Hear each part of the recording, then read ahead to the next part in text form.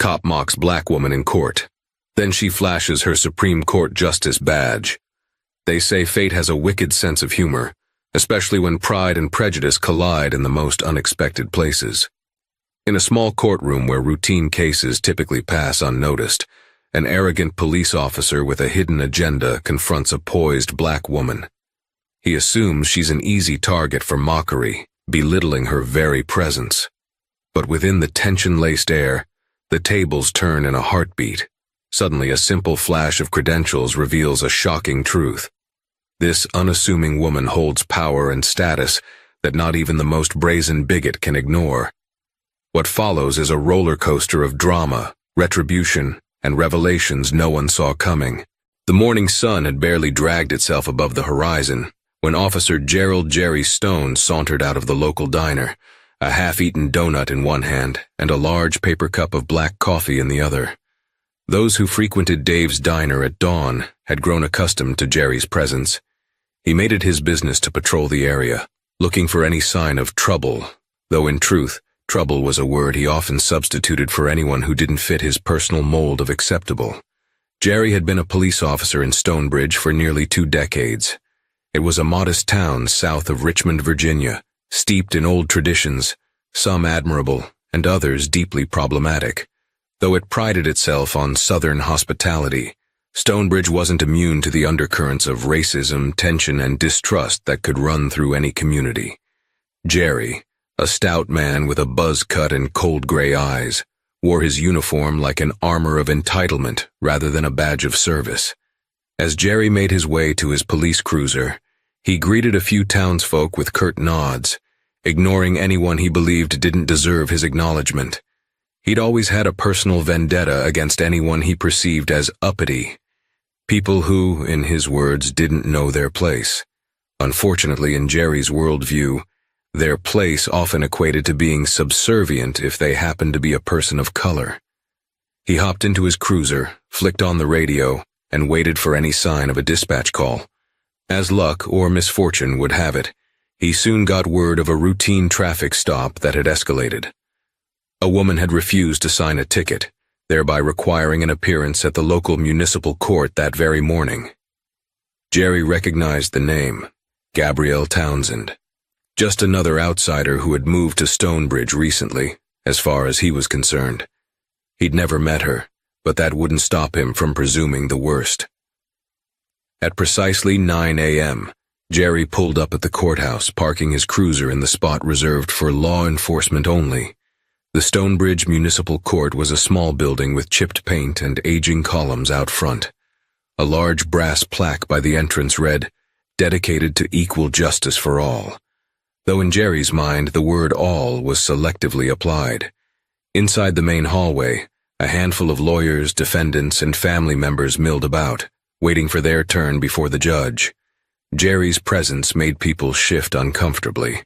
Some recognized him and knew his reputation. Others simply noticed the icy aura he radiated. In a corner, near a long bench, stood Gabrielle Townsend. She was dressed in a simple black blazer and matching skirt. Her posture was regal, yet she maintained an unassuming air about her. She clutched a leather portfolio under her arm, her face calm despite the hustle around her. Whenever she moved, there was an elegance in her steps, as though the scuffed courthouse floors were marble paths in a grand estate. Jerry eyed her from across the hall. Something about her composure rubbed him the wrong way. He was used to people looking tense, worried, or defensive in these halls, especially if they were here to face the local judge. But this woman exuded a quiet confidence. Instantly, Jerry's guard went up. He approached, leaning in to speak to her in a low, authoritative voice. "You Gabrielle Townsend?" he asked, never one to introduce himself properly. Gabrielle turned slightly, met his gaze, and nodded. "I am." His lips twisted into a sneer. "I hear you caused quite the ruckus earlier, refusing to sign a traffic ticket. That sort of behavior might fly in big cities, but Stonebridge don't take kindly to folks thinking they can ignore our laws." Gabrielle's expression remained pleasant, though there was a flicker of something guarded in her eyes. "I wasn't refusing to sign," she corrected. "I wanted time to read it carefully because it seemed incorrectly issued." The officer took offense. Jerry chuckled without humor. "That's your story.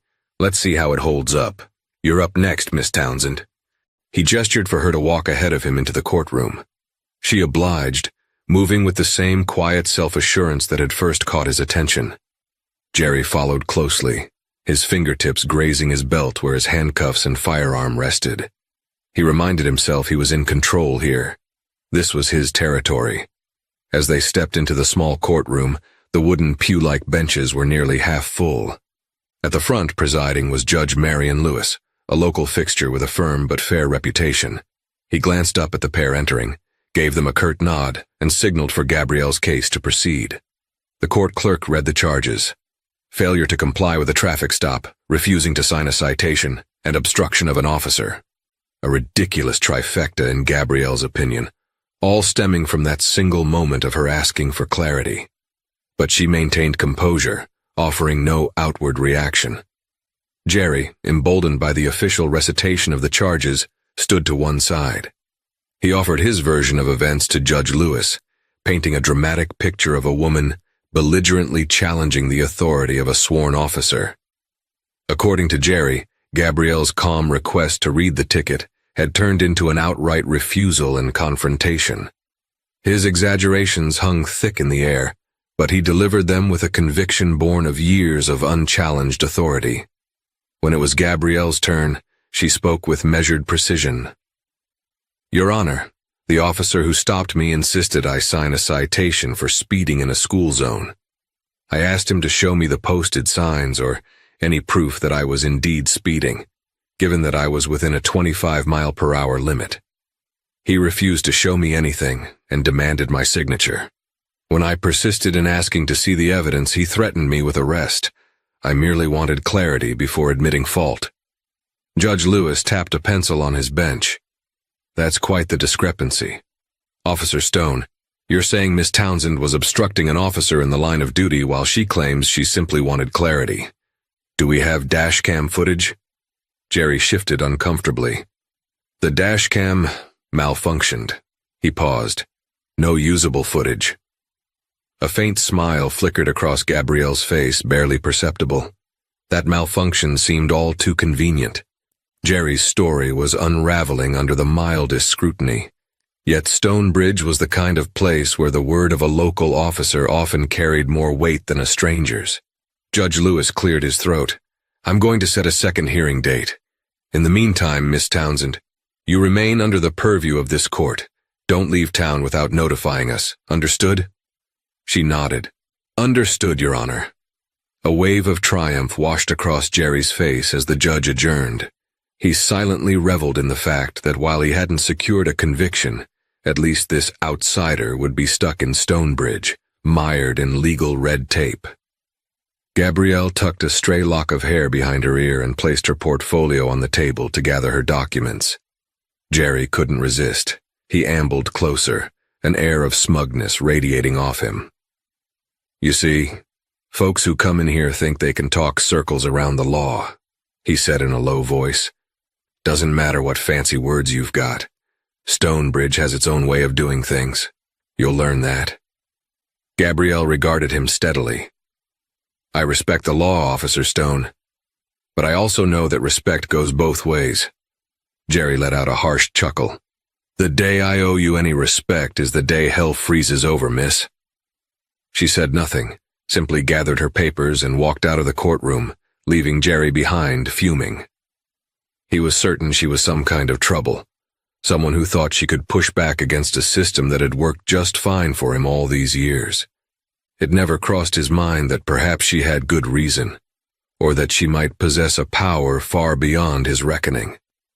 Little did Jerry Stone realize that Gabrielle Townsend was accustomed to far bigger courtrooms and far more influential audiences. She had confronted prejudice in forms more insidious and widespread than anything Stonebridge could conjure. And one day, sooner rather than later, he would learn exactly how out of his depth he really was. Leaving the courthouse, Gabrielle breathed in the crisp morning air and allowed herself a moment of reflection. She glanced back at the aging structure, remembering the judge's admonition not to leave town. A part of her wanted to laugh at the irony. Had anyone known her true standing, they'd be begging her to remain in the courtroom for an autograph, rather than restricting her movement as if she were a flight risk. Her car, a modest sedan, was parked at the edge of the small lot. She slipped behind the wheel, set down her leather portfolio, and let her gaze travel to the local shops that lined the main street. On the surface, Stonebridge exuded a quaint charm. American flags hung from lampposts, flower baskets swayed in the breeze, and families strolled along the sidewalks. Yet beneath that veneer was a tension she recognized all too well. Gabrielle was no stranger to prejudice or small-minded hostility. She had come a long way from her early days in a struggling neighborhood of Chicago. Her journey had wound through prestigious universities, law schools, clerkships, and eventually, the most coveted chambers in the land, the Supreme Court of the United States. Yes, she was not merely an attorney or a judge. She was a Supreme Court justice appointed 2 years prior, a historical appointment that many lauded as progress.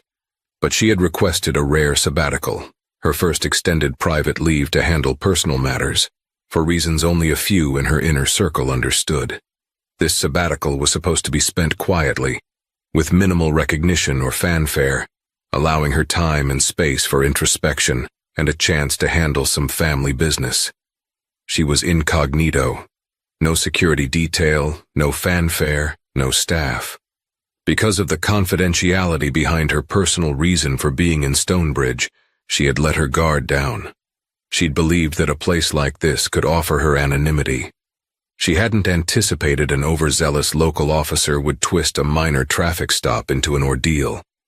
Rather than explode with anger, Gabrielle channeled her frustration into determination. There was something bigger here. She could sense it. The locals spoke of a system that felt rigged, with Jerry Stone as a central figure, always ready to harass newcomers or stir up trouble under the guise of law enforcement.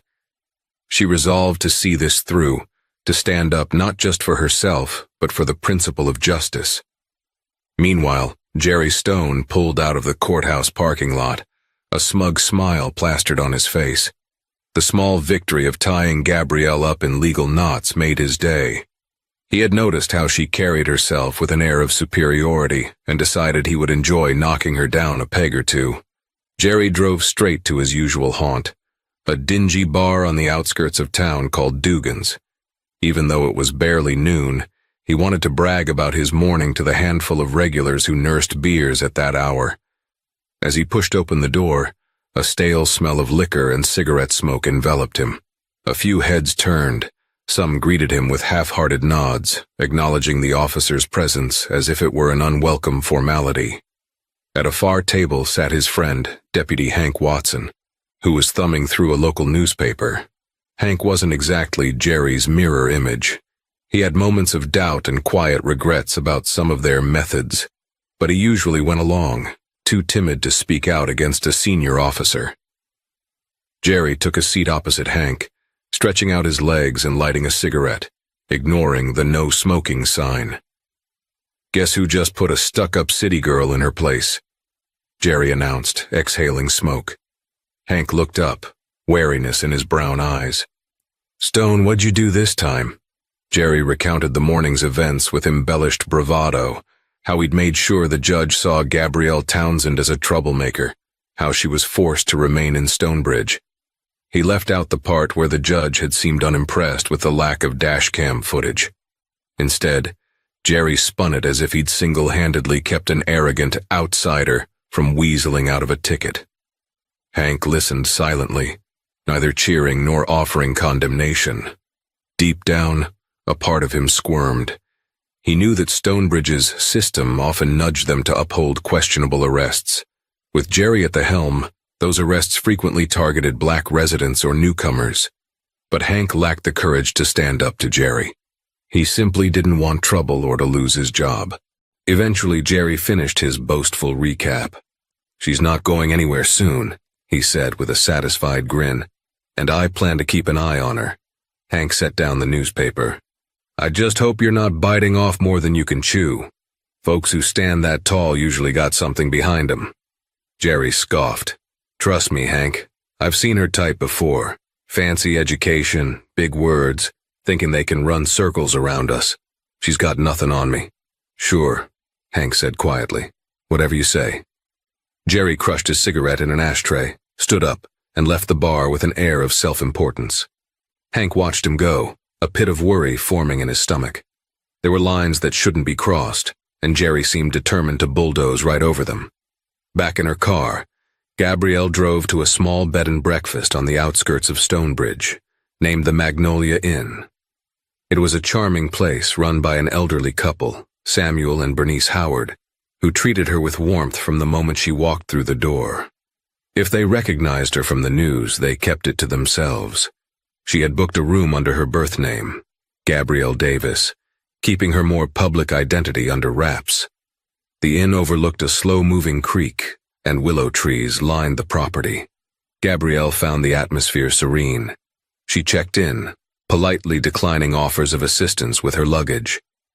Once inside her room, she placed her portfolio on a small writing desk and opened it. Nestled among her papers and personal documents was a small velvet pouch. She delicately removed it, revealing a polished badge that read, Associate Justice, Supreme Court of the United States. A pang of conflicting emotions coursed through her. That badge was a testament to everything she had worked for, the years of study, the battles against institutional barriers, the countless sleepless nights. Yet she sometimes felt the pressure of being a first, or only, weighed on her more heavily than she cared to admit. Since her appointment, the media had made her a symbol, a figurehead. She was proud to hold such an office, but the relentless spotlight could become stifling. She gazed out the window at the magnolia trees swaying gently in the afternoon breeze. For a moment, she wondered if her late father, a civil rights lawyer who had inspired her career path, was watching over her. She imagined him reminding her of the responsibilities that came with wielding the power to shape laws and precedents.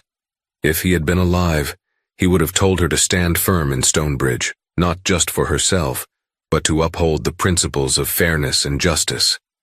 Setting the badge aside, she made a few phone calls. One was to her assistant in Washington, D.C., letting them know she might be out of reach for longer than expected. Another was to a trusted friend at the Department of Justice, subtly asking if they had any insight into Stonebridge's record on civil rights. She was careful with her words. She didn't want to betray her incognito status, but she made it clear she was interested in the town's policing statistics.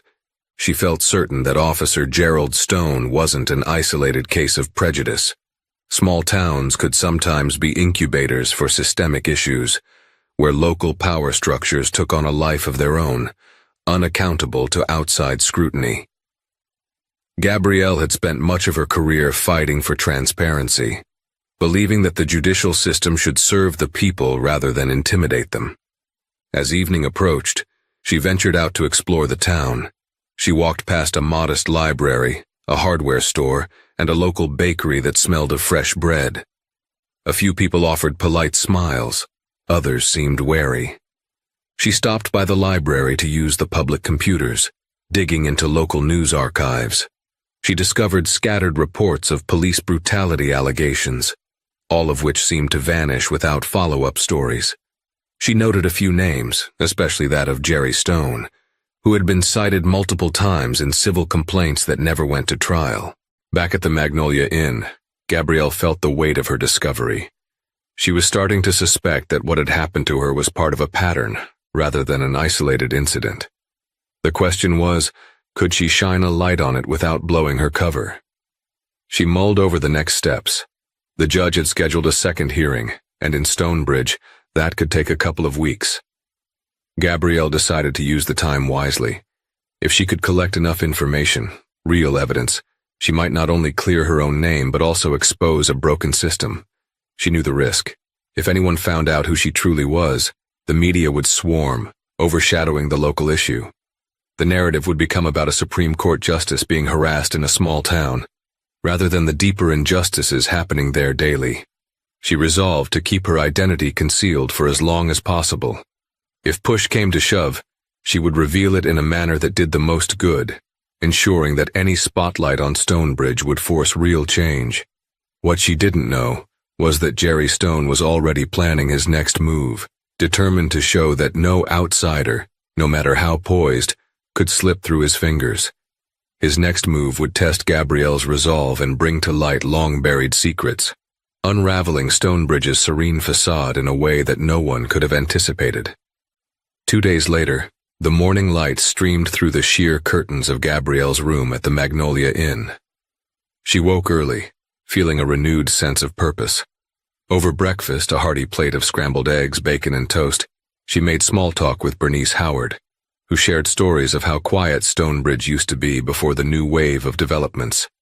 But Gabrielle's mind was elsewhere. She had an appointment with someone who might help her crack open the system that protected Jerry Stone. Through a discreet network of acquaintances, she had gotten the name of a local pastor, Reverend Ronald Peters, who was known in nearby communities as a staunch advocate against injustice. Gabrielle drove to the Faith and Hope Baptist Church, a modest white building with a small steeple. Despite its unassuming exterior, she could feel an undercurrent of warmth and resolve as soon as she stepped inside. Rows of wooden pews led to a simple altar, and the stained glass windows cast flecks of multicolored light onto the worn carpet. Reverend Peters, a tall, middle-aged man with a salt and pepper beard, welcomed her in his office. Stacks of books and folders cluttered every surface, evidence of his dual role as spiritual leader and de facto community organizer. His eyes were kind but sharp, hinting that he was not one to be easily fooled. "I'm told you want to discuss systemic issues in Stonebridge," he said, folding his hands atop his desk. "I gather you've already met our Officer Stone?" Gabrielle nodded. "I've had the displeasure. I'm doing some personal research into how things operate here. I'd like to know if there's a pattern of harassment." Reverend Peters leaned back in his chair, sighing. "Pattern. Stonebridge is one big pattern if you're not on the inside track. Officer Stone has been a thorn in this community's side for years. He's not the only one, but he's the most blatant. Accusations of racism, excessive force, intimidation. They get filed, but then they disappear. And that's when people bother to file at all." Gabrielle glanced around at the clutter on his desk. "Where do these complaints go?" "Officially, they go to the police department's internal affairs or the county's board of supervisors, depending on the nature of the allegation. Unofficially, they get buried. Too many folks here are afraid to speak up, and the ones who do get bullied into silence." He motioned to a nearby filing cabinet. "I've kept copies of some of the complaints, at least the ones people brought to me. I can share them, but I have to warn you, once you dig this deep, Stonebridge's power players don't like it." Gabrielle studied his expression. "I understand. I'm willing to take that risk." The Reverend opened a drawer and pulled out a handful of folders. "I don't know your full story, Miss Townsend, but I have a sense you can handle yourself. Just promise me that if you uncover something, you'll help more than just yourself." She nodded solemnly. "I promise." He handed her the folders, which contained startling stories. A young black teen beaten during a traffic stop. A Hispanic family intimidated into abandoning their discrimination claim. A local activist who left town after receiving death threats. Reading through them, Gabrielle felt anger tighten her chest.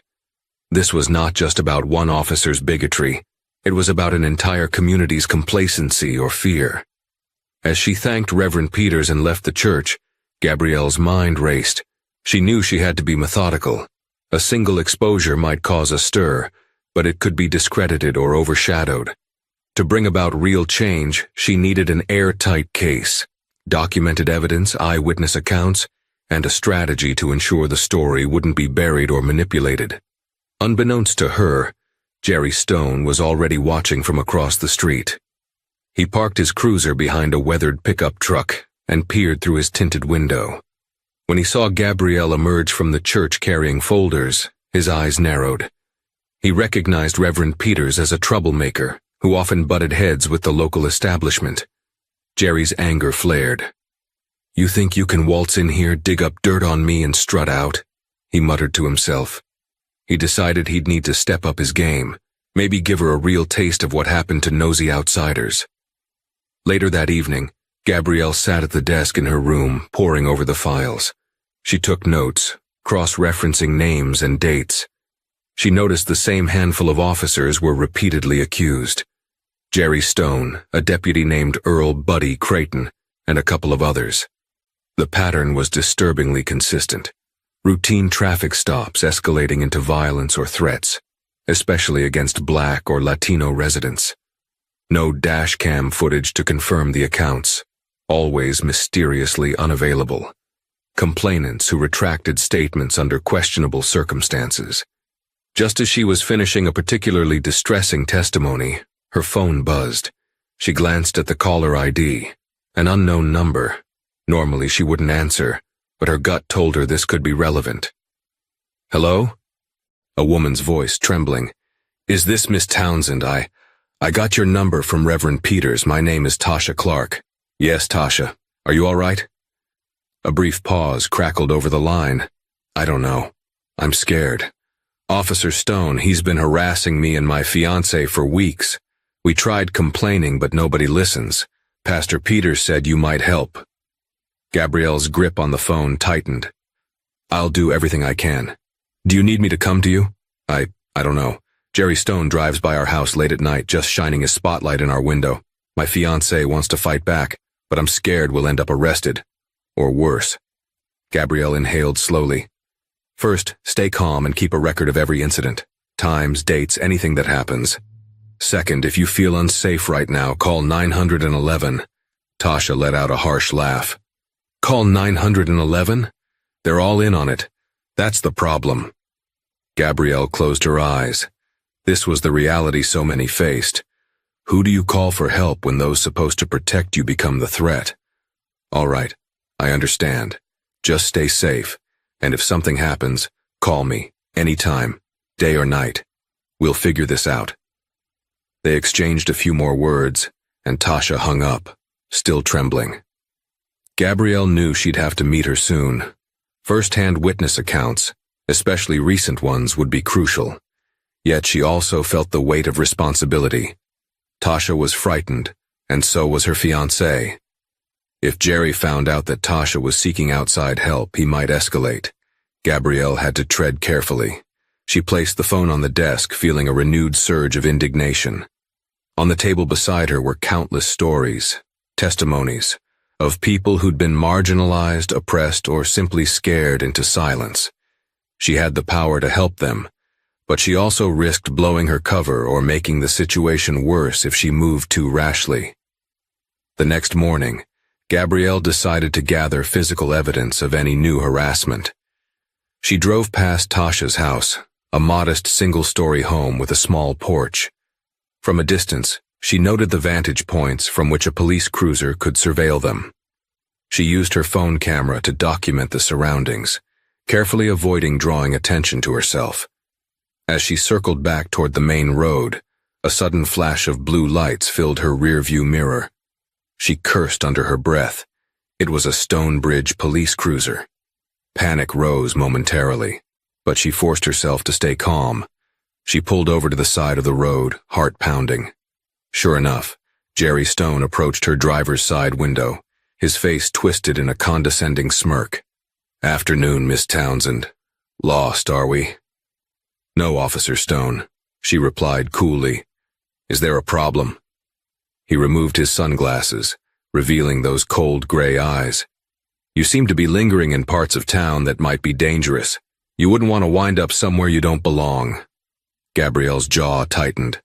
"I'm free to drive on public roads, last I checked." Jerry shrugged. "Fair enough. But I've got my eye on you. We don't appreciate strangers poking around, especially ones on probation with the court."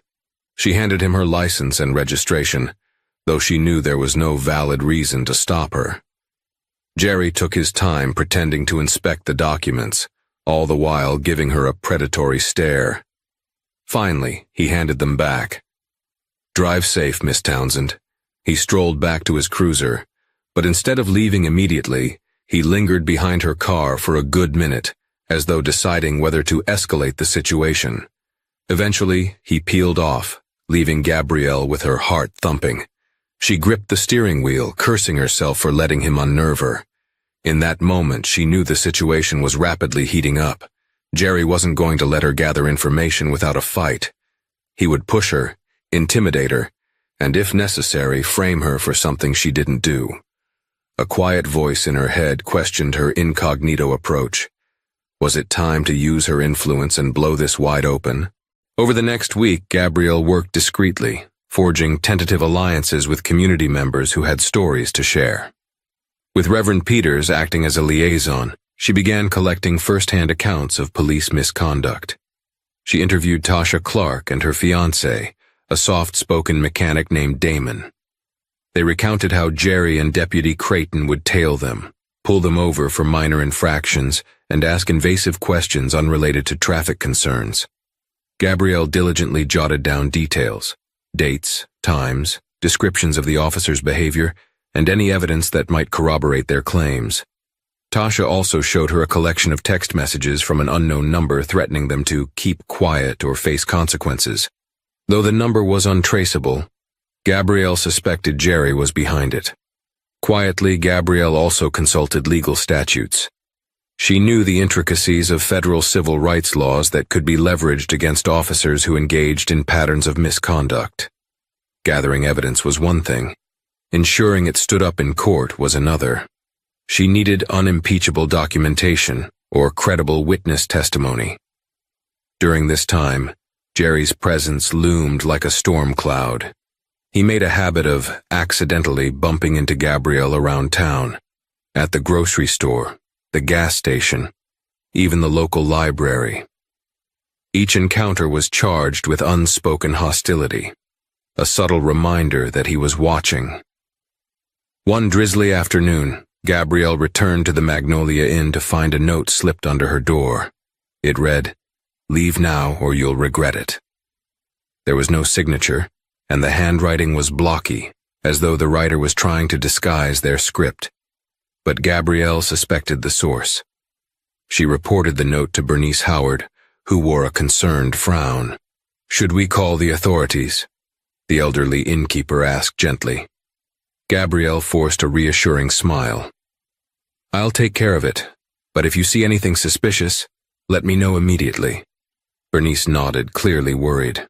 "We don't want trouble here, dear." "I understand," Gabrielle said. "Trust me. I'm working to fix it so you won't have to worry anymore." Shortly after, her phone rang. It was an unknown number again, but this time the caller identified herself as Linda Carter, an attorney who represented one of Jerry Stone's past victims. She had heard through the grapevine that Gabrielle was collecting evidence. Linda offered her professional insights, saying she had tried to build a case against Jerry a year ago, but lacked the community support to see it through. At first, people were terrified to speak up, Linda explained. When I finally got a few folks to sign affidavits, the pressure on them became unbearable. Anonymous threats, vandalism, job losses. It was a campaign of intimidation. Gabrielle's jaw tightened. "I'm gathering more evidence. If I can compile enough, do you think we could file a federal civil rights lawsuit?" "Potentially, yes," Linda said. "But we'd need the DOJ on our side. Local or state agencies here are compromised. If we take this route, we'd better have mountains of evidence. Officer Stone has friends in high places who'll do anything to protect him and themselves." Gabrielle ended the call feeling both encouraged and anxious. Building a case was possible, but the ramifications would be massive. She had to ensure that once the hammer fell, it would fall swiftly and decisively. The next morning she contacted her friend at the Department of Justice. This time she was more direct. "I need to speak with someone in the Civil Rights Division, off the record," she said. Her friend hesitated. "Gabrielle, what are you into? You're supposed to be on sabbatical." She inhaled deeply. "Let's just say my sabbatical took an unexpected turn. I'm close to uncovering a pattern of serious civil rights violations in Stonebridge, Virginia. I need guidance on how to compile the evidence so the DOJ can swiftly intervene." "I'll see what I can do," her friend replied. "But we have to tread carefully. If word gets out you're involved, it'll make headlines." Gabrielle closed her eyes, thinking of the potential media frenzy if the public discovered a Supreme Court justice was undercover in a small town. Yet she also thought about Tasha, Damon, Reverend Peters, and all the others who had been victimized. Their courage to speak out deserved a champion willing to take risks. That afternoon, she drove to the city of Richmond to meet Linda Carter in person. The meeting took place in a humble law office above a bakery that smelled of sweet pastries. Over the next 2 hours, they hashed out a plan for collecting affidavits, securing eyewitness statements, and potentially involving federal authorities. The bigger question, Linda said, is how we ensure these witnesses stay safe. If Stone or his associates catch wind of this, I have resources. Gabrielle interjected carefully. I can't explain all of it yet, but trust me when I say that if we do this right, we'll have powerful backing. Once we drop the bombshell, Stonebridge officials won't be able to cover it up. Linda studied Gabrielle curiously. You speak like someone who's got a big card up her sleeve. Gabrielle smiled, but it was tinged with sadness. Let's just say I've had experience with high-stakes legal battles. That night, Gabrielle returned to the Magnolia Inn, exhausted but resolute. She locked the door to her room and booted up her laptop, drafting a secure memo detailing everything she had discovered so far. She encrypted it, then stored it on a secure server in D.C. If anything happened to her, her colleagues would know where to look. Outside her window, the moon bathed the magnolia trees in a ghostly glow. She sat on the edge of the bed, the Supreme Court badge resting in her hands. She thought of the many times she had invoked the weight of her office in the pursuit of justice. This time, though, she had to be more than just a justice behind a bench. She had to be an active catalyst for change. While she pondered the next steps, Jerry Stone was on the other side of town, meeting with Deputy Creighton in a dimly lit garage. The air smelled of motor oil and stale cigarettes. Jerry paced as he spoke. I can't have this Townsend woman snooping around anymore, Jerry growled. We need to shut her down. Creighton, a tall, wiry man with nervous eyes, asked, What do we do, boss? We can't just arrest her out of nowhere. Jerry paused, looking almost deranged. We catch her doing something, anything. We plant evidence if we have to. She's poking around with them troublemakers. Sooner or later we'll find a reason. Creighton swallowed hard, shifting his weight. I don't know, Jerry. She seems too smart. We plant evidence, it might come back on us. Jerry's jaw clenched. Not if we do it right. We're cops, buddy. Our word against hers. She's already been flagged by the court for that traffic incident. All we gotta do is push a little more. Trust me. A few more days passed, each one fraught with tension. Gabrielle continued her discreet investigations, gathering statements from individuals who had been harassed or wronged by Jerry Stone. She and Linda Carter worked painstakingly to compile these testimonies into a cohesive package. The objective?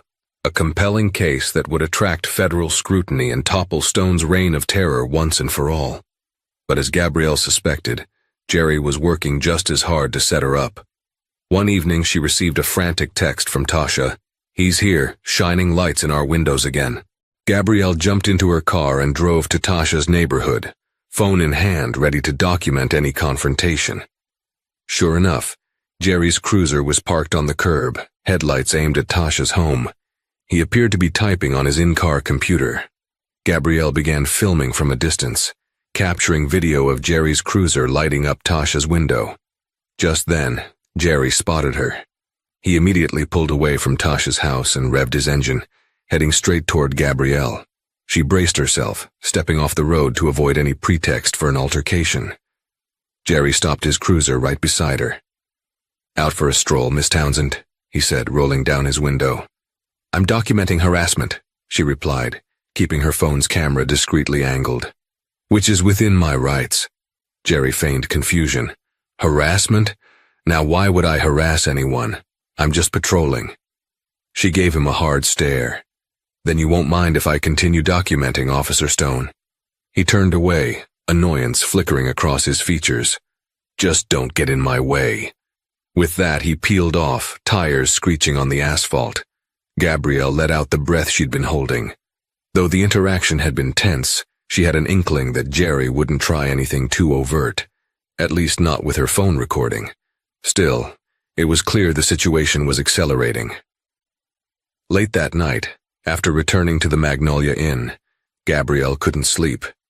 She tossed and turned, her thoughts replaying the threats and intimidation tactics. Finally, she got up and opened her laptop. She decided it might be time to involve her Supreme Court connections in a subtle way. She composed an encrypted email to a close colleague on the Supreme Court, Justice Maria Hernandez, someone she trusted implicitly. Without divulging every detail, she outlined the broad strokes, that she had stumbled upon systemic abuses in Stonebridge and needed quiet guidance on ensuring a fair federal investigation. She clicked send, hoping her friend would understand the gravity of the situation. Days passed without a response. Understandable, given the high security protocols surrounding Supreme Court communications. Meanwhile, Jerry and Deputy Creighton seemed to be everywhere she went, as though they had a rotating watch on her.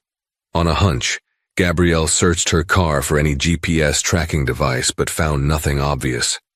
She began taking alternative routes, scanning her surroundings for any sign of tailing.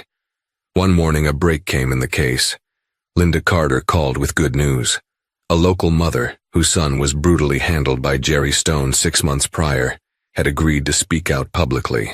She was the missing puzzle piece, a credible witness with hospital records showing injuries consistent with excessive force. "Gabrielle, this woman's story is powerful," Linda said over the phone, excitement palpable in her tone. "It corroborates at least 2 other accounts we have. If we can get her sworn statement alongside the others, this will be a bombshell." "That's great news," Gabrielle said, relief washing over her. "Let's meet and finalize the affidavit." They arranged to gather at Linda's office that afternoon. The plan was for Gabrielle to quietly attend, offer moral support, and ensure the statement met the necessary legal standards. Then, Linda would package the information with the other affidavits and forward them to the DOJ's Civil Rights Division. Gabrielle arrived at the office above the bakery, the aroma of cinnamon rolls and fresh bread wafting up the stairwell. She found Linda and the witness, Adele Parker, already seated in a small conference room, reviewing documents. Adele looked nervous but resolute, her voice trembling as she recalled her son's experience. Minutes after Gabrielle began asking questions, her phone rang. She apologized and stepped into the hallway to answer. It was the Magnolia Inn. Bernice Howard sounded panicked. "There's been an incident. Someone broke into your room." Gabrielle's heart pounded. "Did they steal anything?" "I'm not sure," Bernice said. "I haven't touched anything. The door was forced open. The police are here now." Gabrielle's stomach twisted. "Which officer responded?" "Deputy Creighton." She clenched her jaw. This couldn't be a coincidence. Jerry or Creighton could easily have staged a break-in to search her belongings. "I'll be right there." She ended the call and informed Linda and Adele of the situation. Linda's eyes flared with concern. "Be careful, Gabrielle. This might be a setup." "I know," Gabrielle replied. "Finish with Adele's statement. Send it to the DOJ as soon as it's done. Don't wait for me." Within half an hour, Gabrielle pulled up to the Magnolia Inn. Creighton's cruiser was parked out front, lights flashing. Bernice stood by the entrance, wringing her hands anxiously. Gabrielle approached, keeping her phone's recorder on in her pocket. "What happened here?" Creighton stepped forward with a practiced frown. "It appears someone forcibly entered your room, Miss Townsend. We're investigating." "Has anything been taken?" Gabrielle asked. She glanced at Bernice, who shook her head shakily. Creighton shrugged. "Can't say yet. Looks like your papers got rifled through." The day of Gabrielle's second hearing dawned gray and rainy, as though nature itself was bracing for a storm. She dressed conservatively in a navy blue suit, her hair styled in a tight bun. A swirl of nervous energy roiled in her stomach, but she reminded herself that this was just a municipal court. She had stood in far grander halls facing arguments that impacted the entire nation's laws. Still, this confrontation felt more personal, more dangerous. Jerry Stone was already in the courtroom when Gabrielle arrived, chatting casually with Deputy Creighton and a few other officers. He shot her a smug grin as she walked past. She took a seat, ignoring him, focusing instead on the presence of Linda Carter, and several witnesses who had come to show support. Tasha, Damon, Adele, and others filed in quietly, each wearing a tense expression. Judge Marion Lewis entered and called the court to order. Gabrielle's case was first on the docket. The clerk read out the charges again, failing to comply with a traffic stop, refusing to sign a citation, and obstruction of an officer. The judge glanced at Gabrielle over his glasses. "Have you secured legal representation, Miss Townsend?" She stood. "I intend to represent myself, Your Honor." A faint quirk of the judge's eyebrow suggested surprise, but he nodded. "Officer Stone, are you prepared to present evidence?" Jerry rose, projecting confidence. "Yes, Your Honor. I have my incident report and testimony." The judge cleared his throat. "Before we proceed, I want to address some concerns that have arisen. There have been rumblings around town about harassment and intimidation connected to this case. I will not tolerate any illegal conduct in my court's proceedings. Do both parties understand?" Jerry gave a stiff nod. "Of course, Your Honor." Gabrielle nodded as well. "I understand. Very well. Officer Stone, you may proceed." Jerry launched into his narrative, painting Gabrielle as belligerent and uncooperative. He claimed she had shouted at him, refused to hand over her driver's license, and repeatedly questioned his authority in an aggressive manner. Gabrielle listened, her jaw tightening at the blatant lies. The handful of spectators shifted in their seats, clearly uncomfortable. Once Jerry finished, the judge turned to Gabrielle. "Your response, Miss Townsend?" Gabrielle inhaled slowly, gathering her thoughts. "Your Honor, I have every respect for law enforcement.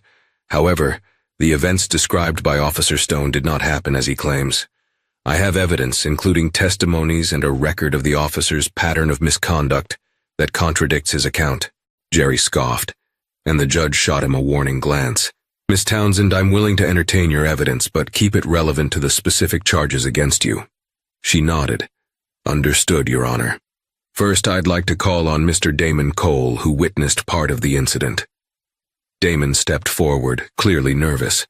He described seeing Gabrielle pulled over, how she had remained calm throughout the interaction, and how Jerry had escalated the situation by threatening her with arrest when she asked questions. The judge took notes, occasionally peering over his glasses at Jerry, who sat stone-faced. Once Damon finished, Gabrielle called on Tasha, who confirmed her fiancé's account. "Your Honor," Gabrielle continued, "I also have records and witness statements from multiple individuals in this community who allege Officer Stone has engaged in a consistent pattern of harassment, especially targeting people of color. While this case focuses on my traffic stop, the broader context is important to establish credibility, or lack thereof." Judge Lewis frowned. "Miss Townsend, this is starting to sound like a character assault on Officer Stone. I must remind you that—" "With respect, Your Honor," Gabrielle interjected, "I am prepared to demonstrate that Officer Stone has a documented history of fabricating or exaggerating charges. This speaks directly to his credibility in alleging I obstructed him." The judge glanced at Jerry, who looked ready to burst. "I will allow it," Judge Lewis said finally, "but you must keep it brief and pertinent." Gabrielle nodded, then introduced a condensed summary of the witness affidavits. She also submitted copies of civil complaints against Jerry that had mysteriously gone nowhere. Linda Carter stood to confirm that these documents were indeed filed in the county records office, only to be dismissed or ignored without proper investigation. The mood in the courtroom shifted tangibly. A ripple of tension passed through the gathered audience. Jerry's face reddened and his jaw worked as though he was chewing nails. Finally, the judge cleared his throat, eyeing Jerry. "Officer Stone, do you have any response to these allegations?" Jerry stood, feigning composure. "These so-called complaints are from troublemakers with grudges against law enforcement. I do my job, Your Honor. I uphold the law.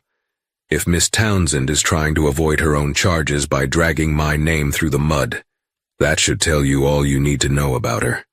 Judge Lewis rubbed his temples. "I've heard enough for today. I will review the submitted documents and make a ruling. Court is adjourned until tomorrow morning." He banged the gavel, and people began filing out. Gabrielle gathered her papers, heart pounding. She sensed that she had made an impact, but she also knew Jerry wouldn't let her victory come easily. Sure enough, as she left the courthouse, Jerry caught up to her. "You think you're clever, don't you?" he hissed, keeping his voice low. Gabrielle locked eyes with him. "I just told the truth. Isn't that what courts are for?" He leaned in, his face inches from hers. "If you think some affidavits and sob stories are going to bring me down, you've got another thing coming. I'm Stonebridge's finest, and I've got friends in high places." She refused to back away. "Funny you should mention high places. Careful who you threaten." He snorted. "I'm not afraid of you." Gabrielle gave him a tight smile. "You should be." With that, she walked past him, leaving him to stew. Outside, the sky had darkened further, and raindrops splashed the sidewalks. Linda and the witnesses exchanged worried glances. Tasha approached, her face drawn with concern. "You sure you know what you're doing, Miss Townsend?" she asked. Gabrielle patted her shoulder. "Trust me, this isn't over yet." They parted ways, and Gabrielle drove back to the Magnolia Inn. She took the back roads to avoid any potential tail, half expecting Jerry to pop out from some hidden corner. Once in her room, she checked her phone for updates. There was an email from her Supreme Court colleague, Justice Hernandez. "Call me immediately. Important." Morning arrived with thunder and heavy rain, as though the heavens themselves were unleashing their fury.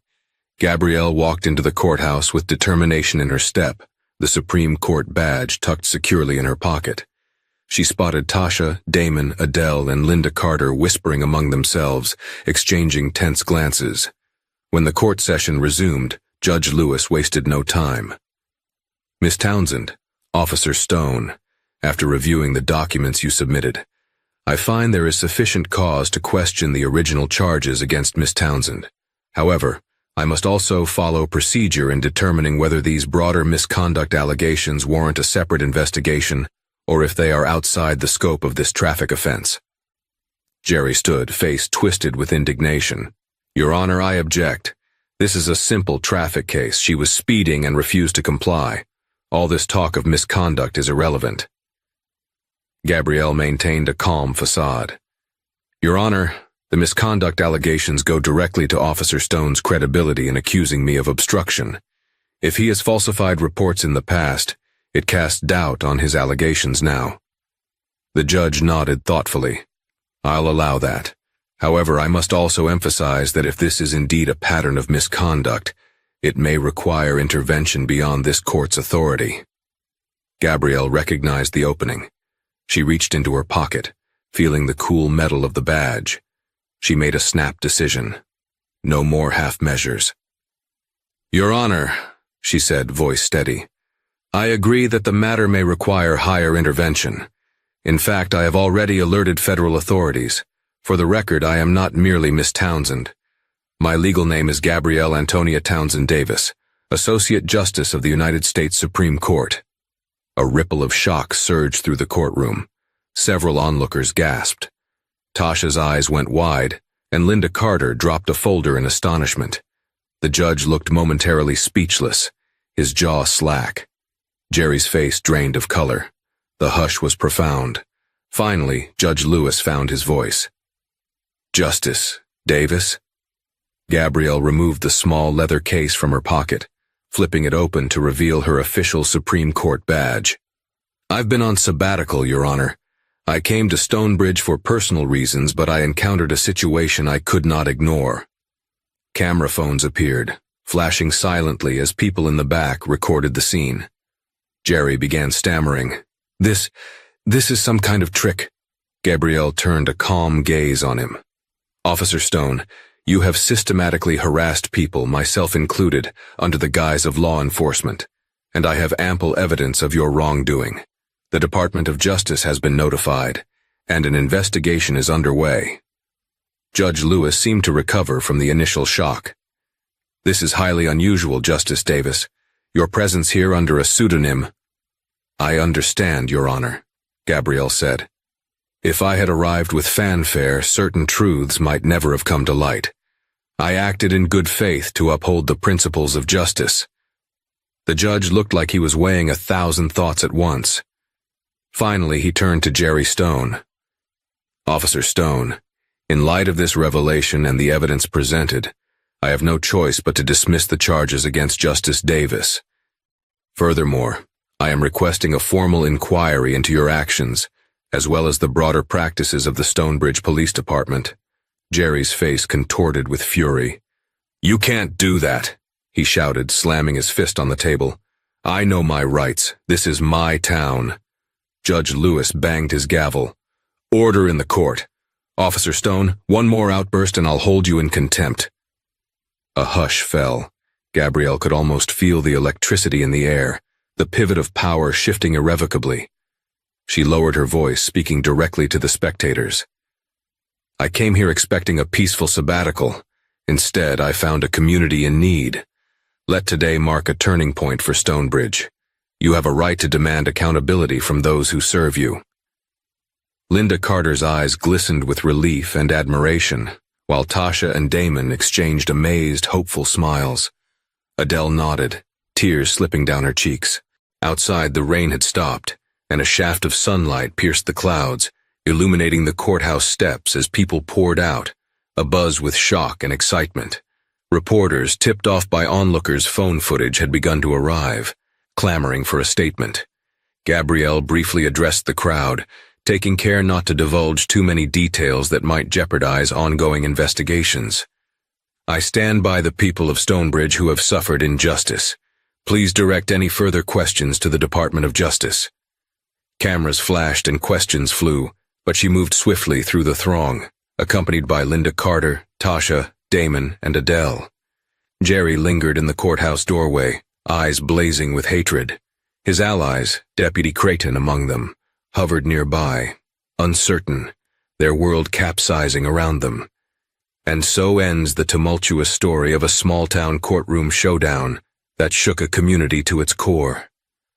What began as a routine traffic stop became a fiery clash between an arrogant, racist cop and a calm black woman who, unbeknownst to him, wielded the power of the Supreme Court. In a dramatic turn of events, the very system Officer Stone thought he controlled unraveled under the unwavering resolve of Justice Gabrielle Davis. But this tale isn't just about one officer's downfall. It's about the courage of ordinary citizens who dared to speak truth to power.